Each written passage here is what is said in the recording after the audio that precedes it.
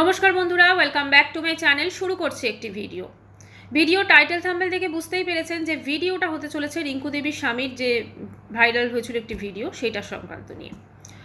তো এই সংক্রান্ত ভিডিও আমি আগেও করেছি এবং সেখানে আমার কিছু কমেন্টস এসছে, আমি সেটারও কিছু যতটা পারবো আমি রিপ্লাই দেওয়ার চেষ্টা করব। আর এই সম্পর্কে যেটা আপডেট আছে সেটাও অবশ্যই আপনাদের সঙ্গে শেয়ার করব।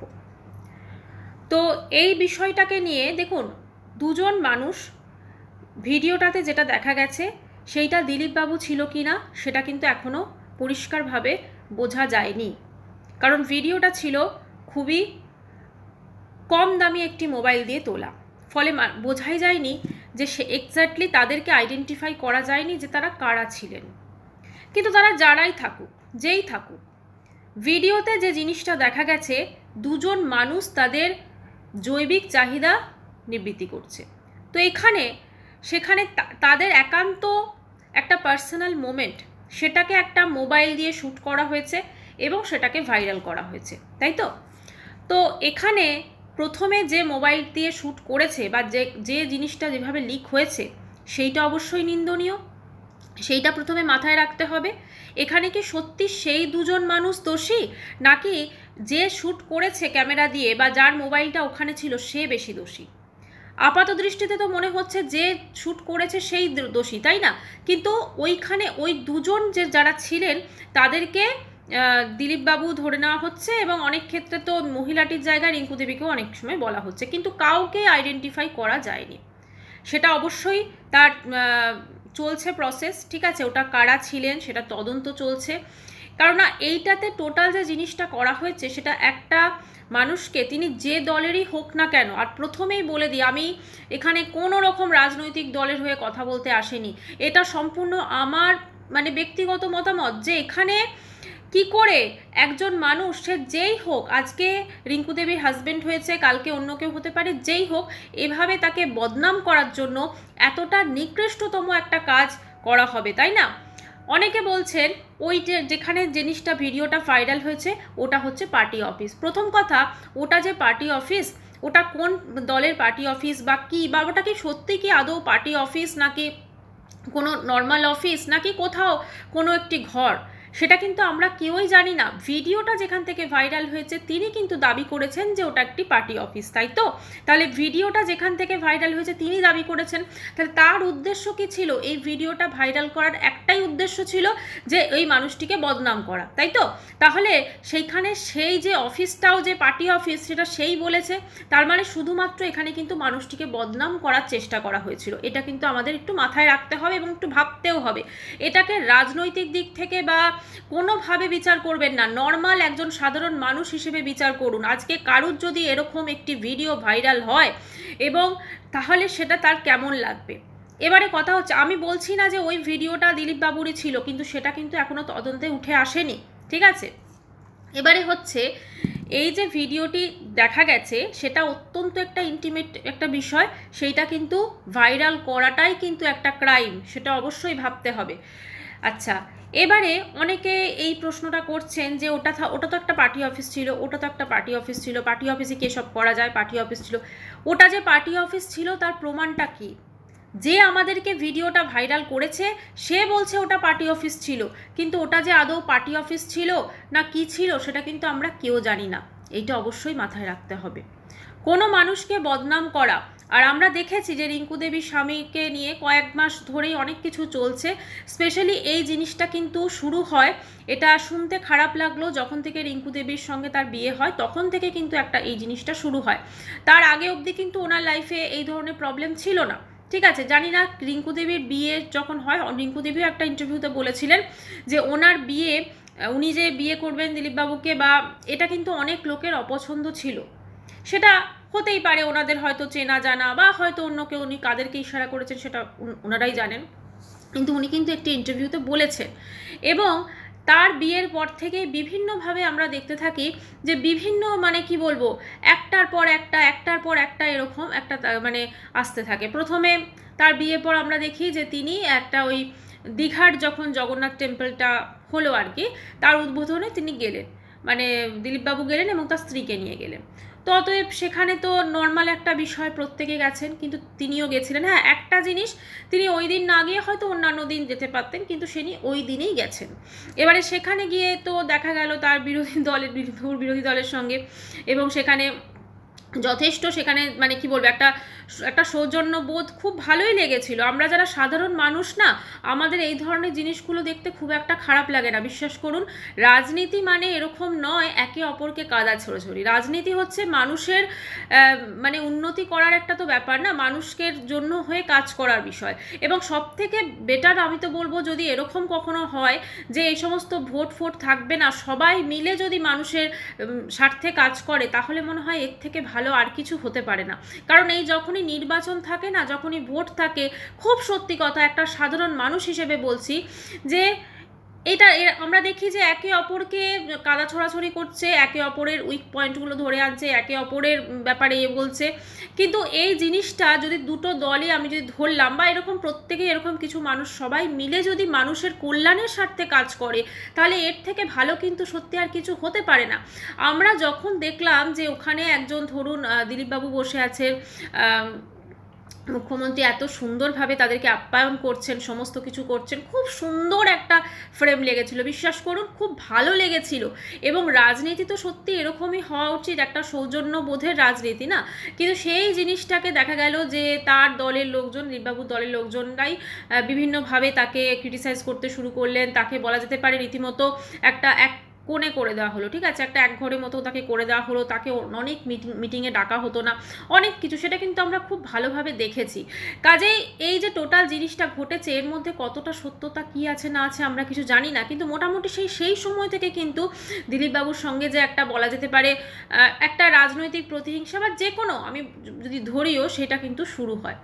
এখন ব্যাপারটা হচ্ছে, দেখুন, এটা সবটাই তদন্ত সাপেক্ষ, এর মধ্যে কতটা সত্যতা আছে আমরা কেউ জানি না, কিন্তু যে জিনিসটা আমাদের সামনে এসেছে সেটা খুবই নিন্দনীয়।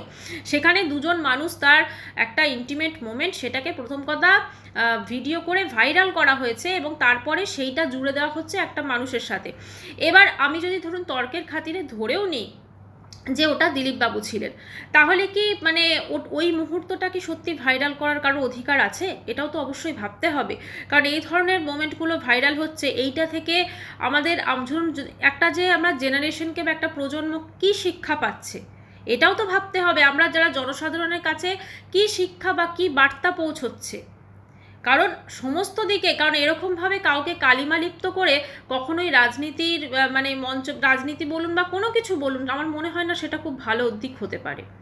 কারণ সবসময় একটা দলের মধ্যেও যদি আমি ধরি এটা হচ্ছে বা কিছু যা কিছু, ঠিক আছে, কিন্তু সেটাও তো খুব একটা কাম্য নয়, তাই না? তো একটাই বলবো যে এই ধরনের জিনিস সত্যি খুব নিন্দনীয়, এবং হয়তো আজকে দেখতে গেলে এই জিনিসটা একদিন হয়তো সত্যি আর কারোর মনে থাকবে না, কিছু না, কিন্তু যার সাথে হয়েছে, ঠিক আছে, তার কিন্তু অবশ্যই মনে থাকবে এবং খারাপও লাগবে কোথাও না কোথাও। কারণ এরকম একটা জিনিস সত্যি আমরা কেউ দেখতে চাই না। এরকম একটা জিনিস যতই হোক, তার একটা বয়স হয়েছে, এবং তাকে আমরা এতদিন ধরে যেভাবে দেখেছি, ঠিক আছে, তার পার্সোনাল লাইফ কি আছে, তার কোথায় কি আছে, সেটা একান্তই তার ব্যাপার। তিনি কাকে বিয়ে করবেন সেটাও তার ব্যাপার। যদিও রিঙ্কু দেবীর সঙ্গে তার বিয়ের পর ভালোই ট্রোল হয়েছিল, অনেক কিছু হয়েছিল, স্পেশালি রিঙ্কু দেবীর ছেলে যখন মারা গেছিলেন, তারপরে তো প্রচুর ট্রোলিং হয়েছে। কিন্তু ব্যাপারটা হচ্ছে, এই জিনিসগুলোকে যদি আমরা একটু সহজভাবে ভাবি, একটা ভিডিও ভাইরাল করা হয়েছে, যে ভিডিওটা ভাইরাল করেছে সে কোনো মহৎ উদ্দেশ্য নিয়ে ভাইরাল করেনি, খুব খারাপ উদ্দেশ্য নিয়ে সে ভাইরাল করেছে। সে নিজে দাবি করছে এটা একটি পার্টি অফিস, জানি না সেটা কোনো পার্টি অফিস কিনা, না কোনো এমনি নর্মাল অফিস, না কোনো কিছু, কারণ আমরা কোনো সাইনবোর্ড কিন্তু দেখিনি, এটাও ভাবতে হবে, তাই না? তো একটাই বলবো যে এইটা সত্যি খুব নিন্দনীয়। আর রিঙ্কু দেবীর হাজব্যান্ড তো এটার জন্য অবশ্য করেই তিনি প্রশাসনের দ্বারস্থ হয়েছেন, এবং যদি তার বক্তব্য অনুযায়ী যদি এটাতে কোনো কাজ না হয়, তাহলে বা যদি সত্যি এটার কোনো মানে না হয়, কিছু না বেরোয়, তখন তারা হাইকোর্টে পর্যন্ত যাওয়ার কথা বলেছেন। এছাড়াও তিনি যেটা করছেন, যে আমরা সকলে জানি সুন্দরকাণ্ড, এটা ওয়েস্ট বেঙ্গলের থেকেও বাইরের দিকে অনেক বেশি প্রচলিত আছে এটা, মানে একটা কথা টাইপের জিনিস। তো সেই সুন্দরকাণ্ড বোধহয় 21 দিন মতো না কতদিন মতো, মানে একটা কীর্তন টাইপের, এবং সুন্দরকাণ্ড হনুমানের ওপর আর কি থাকে, তো হনুমান হিসাবে, তো সেইটা নিয়ে একটা পুজো হচ্ছে এবং তিনি সেটা করছেন, একটা সংকট মোচন যাকে বলে সেইটার একটা চেষ্টা। কারণ এই সময়টা সত্যি তো তার জন্য একটা সংকট একটা চলে এসেছে হঠাৎ করে উড়ে এসে জুড়ে বসা, উড়ে এসে জুড়ে বসা একটা বিপদ যাকে বলা যায়, তাই না? এখানে কিন্তু রিঙ্কু দেবীর হাজব্যান্ডের যারা দলের লোকও রয়েছেন তারাও কিন্তু বলেছেন যে এটা একান্তই ওনার পার্সোনাল ম্যাটার, তাই এটা সবাই বলবে যে এটা কিন্তু সত্যি ওনার পার্সোনাল ম্যাটার। এটার সঙ্গে কিন্তু মানে ওনাকে যেহেতু বদনাম করা হয়েছে, ঠিক আছে, এটার সঙ্গে রাজনীতি জানি না এটা কি নোংরা খেলার হয়েছে, সেটা তো অবশ্যই তদন্ত করলে বেরিয়ে আসবে।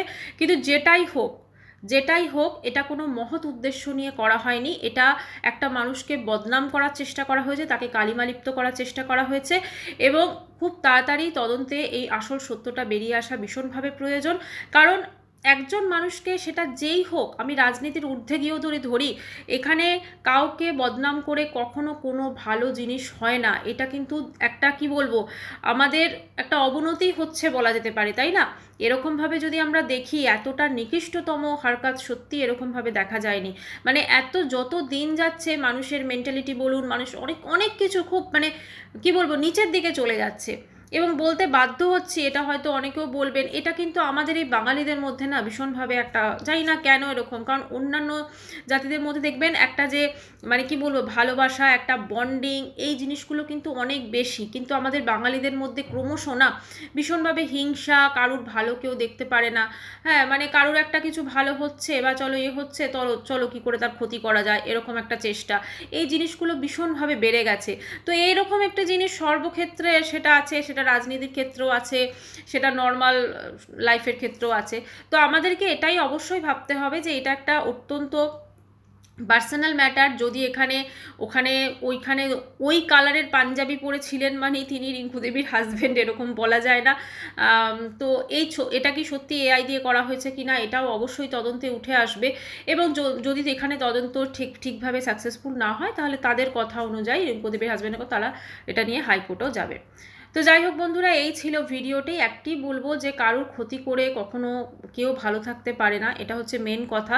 আজকে যেটা ওনার সাথে হয়েছে, ওনার এতদিনের যে ভাবমূর্তি সেটাকে নষ্ট করার চেষ্টা করা হয়েছে। দেখুন, রাজনীতি থেকেও বড় কথা, কিছু কিছু দেখবেন রাজনীতির মানুষদের আমরা দেখে অভ্যস্ত হয়ে গেছি, এটা কিন্তু অস্বীকার করা যায় না। কিছু কিছু রাজনীতির মানুষের আমরা দেখে অভ্যস্ত হয়ে গেছি। প্রত্যেকটা রাজনীতি দেখবেন, আমি একটু নামই নিই, আমরা ছোটোবেলা থেকে যাদের দেখে আসছি, ধরুন মানে বিভিন্ন আসে, প্রত্যেকটাতে আছে। আমরা যদি আজকে ধরুন মুখ্যমন্ত্রীর নামই বলি, দিদি, তারপরে ওইদিকে ধরুন ওই বিমান বসু, তো যথেষ্ট বয়স হয়ে গেছে, এখন এত বয়স হয়ে গেছে। তারপরে ধরুন এই দিলীপ বাবু, আরও অনেকে আছেন, আমরা কিন্তু তাদেরকে ছোটোবেলা থেকে দেখে আসছি, এবং তাদের যে ছবি, তারা যখন কোনো কিছু একটা বলেন সেইটা যে আমাদের ভালো লাগে, বা সেইটা তাদের মতো করে যে তাদের একটা বলেন একটা আলাদা পার্সোনালিটি। এখানে দেখুন, কারুর পার্সোনাল লাইফে কি আছে না আছে সেটা একান্তই তো তাদের ব্যাপার না। তো সেক্ষেত্রে সেই জিনিসটা নিয়ে এবং একটা এত বড় বয়োজ্যেষ্ঠ মানুষকে এইভাবে বদনাম করার চেষ্টা, এটা সত্যি মেনে নেওয়া যায় না, এটা ভীষণ নিন্দনীয়। আর এইটা এতটা অসুবিধা হচ্ছে আমাদের সকলের মেনে নিতে, যে মানে কি বলবো, আজকে যদি অন্য দলেরও কারোর সাথে হতো সেটাও কিন্তু খারাপ লাগতো, সমানভাবে খারাপ লাগতো। যে মানুষগুলোকে আমরা রোজ দেখছি, যে মানুষগুলোর আমরা হয়তো কোনো স্পিচ শুনছি বা কোনো কিছু করছি, তাদের নামে যখন এরকম কালিমালিপ্ত হচ্ছে, সেটা হয়তো এরকম মানে কি বলবো, অনেক ক্ষেত্রে এটা একটা মুখরোচক হয়তো ভীষণ খবর, কিন্তু এই মুখরোচক খবরের মধ্যেও কিন্তু একটা কোথাও না কোথাও খারাপ লাগা থাকে, এবং সত্যি সেটা কিন্তু আমাদেরকে বোধহয় মানে অনেক নিচের দিকে নিয়ে চলে যায়। অনেক মানে বলে না, কারোর ক্ষতি করে কেউ কোনোদিনও ভালো থাকতে পারে না, ঠিক সেরকমই ব্যাপার হয়ে যায়। এতটা মানে মানুষকে এরকমভাবে বদনাম করতে ধরুন যে এফার্টটা দেওয়া হয়েছে, একটা সেই যদি চেষ্টাটা যদি অন্য কোথাও অন্য কোনো কাজে বা অন্য কোনো কিছুতে দেওয়া হতো তাহলে বোধহয় অনেক ভালো হতো। মানে কি বলবো, কোনো গঠনমূলক কাজে। এখানে তো কোনো গঠন নেই, এটা তো ধ্বংসের একটা পথ, তাই না? এখানে কোনো সৃষ্টি নেই, এটা পুরো ধ্বংসের দিকে যাচ্ছে। তাহলে সেইটা না করে যদি একটু কোনো গঠনমূলক দিক যদি মানুষ একটু ভাবেন, কারণ এই যে ধরুন আজকে একটা ক্যামেরা নিয়ে এরকম একটা জিনিস যে প্রচার করা হয়েছে, ওইটা যদি মানে রিঙ্কু দেবীর হাজব্যান্ড নাও হন বা অন্য যেই হোক, তাদেরও তো বদনাম হচ্ছে বলুন, ওগুলো ওরভাবে ওপেনলি আসছে। তো এগুলো না করে যদি একটুখানি কোনো গঠনমূলক কাজ করা হয়, একটুখানি যদি মানুষের ভালোর জন্য কাজ করা হয়, তাহলে আমার মনে হয় অনেক ভালো হয়।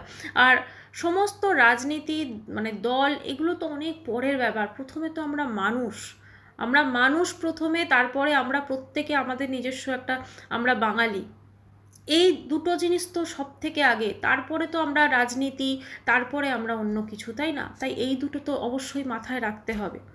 যাই হোক বন্ধুরা, হয়তো ভিডিওটা জানি না কেমন লাগলো, তো একটাই বলবো যে এই জিনিসটা সত্যি খুব নিন্দনীয় হয়েছে, যেটাই হোক। ঠিক আছে, এই ভিডিওটি এখানেই শেষ করছি। ভালো লাগলে অবশ্যই চ্যানেলটি সাবস্ক্রাইব করানোর জন্য দেখা করবো নেক্সট ভিডিওতে। ততক্ষণের জন্য সবাই খুব ভালো থাকবেন, বাই।